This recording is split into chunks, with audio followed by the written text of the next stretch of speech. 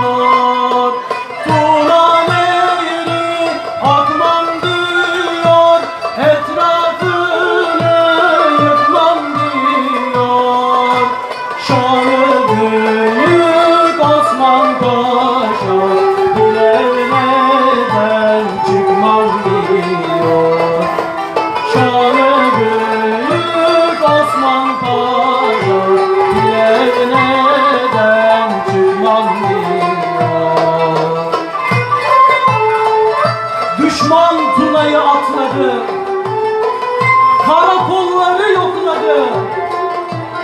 Osman Paşa'nın kolunda 5000 top birden patladı.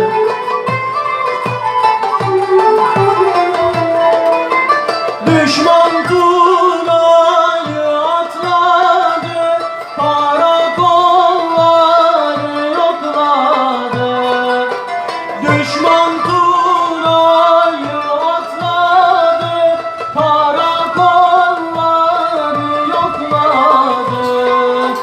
Osman Paşa'nın kolunda 5000 top birden patladı.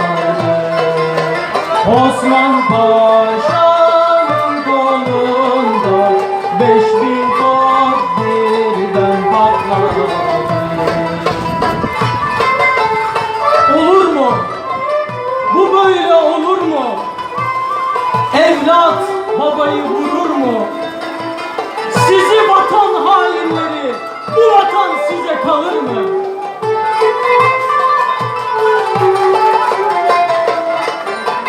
Olur mu böyle, olur mu? Evlat babayı vurur mu? Olur mu böyle, olur mu?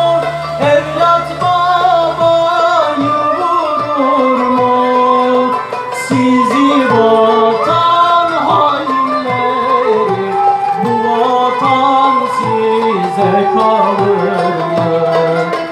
Sizi vatan hainleri, bu vatan size kalır mı?